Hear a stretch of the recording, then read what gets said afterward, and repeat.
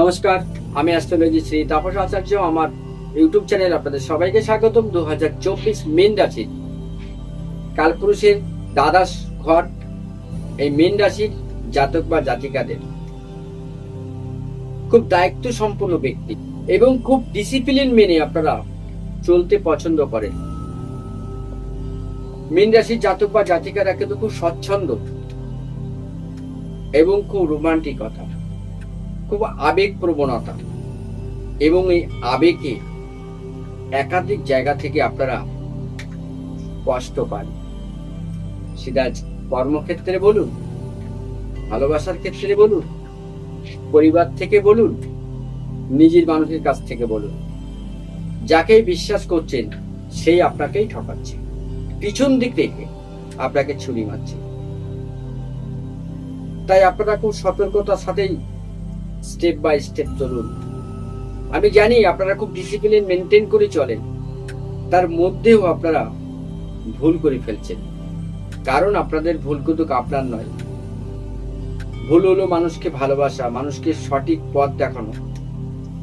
কারণ দেবগুরু বৃহস্পতি মীন রাশির অধিপতি এবং দ্বাদশ ঘরে বৃহস্পতি, এই দ্বাদশ ঘরে বৃহস্পতি কিন্তু আপনাদের জীবনে কিন্তু অর্থে ঘরে এনে দেবে। দাম্পত্য জীবন, সন্তান সুখ, সন্তানের ক্যারিয়ার থেকে আপনার মুখ উজ্জ্বল করবে। আপনার সফলতা বা আপনার স্বপ্নটাকে আপনার সন্তান কিন্তু এবার সেই ইচ্ছাটা পূরণ করে এনে দেবে। যারা অ্যাথলেটিক্স, খেলাধুলো, স্পোর্টসের মধ্যে যারা আছেন তাদের কিন্তু এবার দারুণ নাম, দারুণ সফলতার সাথে আপনাদের কিন্তু কাজগুলো করতে পারবেন। আপনারা যারা শিক্ষক বিভাগের মধ্যে আছেন, যারা শিক্ষকতা করছেন, তাদের কিন্তু ভালো আর্থিক উন্নতি বা প্রমোশন কিন্তু আপনাদের জীবনে আছে। এতদিন যারা হয়তো আপনারা চাইছেন আপনাদের নিজ নিজ এলাকায় ট্রান্সফার নেওয়ার জন্য, সেটা কিন্তু এবার আপনারা পাবেন।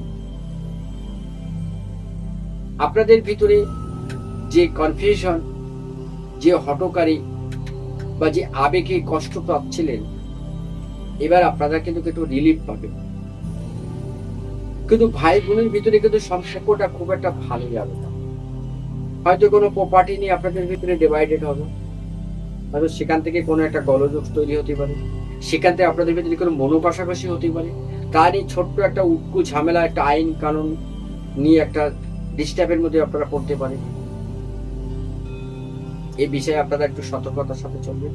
শারীরিক দিক থেকে আপনাদের একটু ব্রনকাইটিস, হাঁপানি, ঠান্ডা, একটু নার্ভের সমস্যা আপনারা একটু ভুগতে পারেন।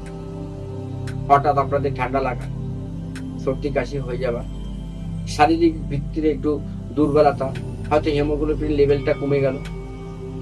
এই বিষয়ে আপনাদের একটু সতর্কতা থাকতে হবে, কারণ সেপ্টেম্বর মাস কিন্তু মীন রাশির এইসবগুলোকে ইন্ডিকেশন দেয়। আর্থিক দিক থেকে, ক্যারিয়ারের দিক থেকে, ব্যবসার দিক থেকে যারা হকার, যারা ইমিটেশনে গিফটেড বা যারা মিষ্টির দোকান, যারা টেলারিং, যারা ফ্যাশন ডিজাইন, তাদের কিন্তু এবার সেপ্টেম্বর মাস ফুলি ফেটে উঠবে তাদের আর্থিক, এবং একাধিক তাদের কাস্টমার বৃদ্ধি পাবে এবং বিভিন্ন জায়গা থেকে নতুন নতুন কাজের অফার এবং নতুন নতুন জায়গা থেকে আপনাদের কাজের সংস্থান তৈরি হয়ে যাবে। নতুন নতুন আইডিয়া আপনারা বার করতে পারবেন এই সেপ্টেম্বর মাস। তবে আজকে এই পর্যন্ত, সবাই ভালো থাকুন, সুস্থ থাকুন।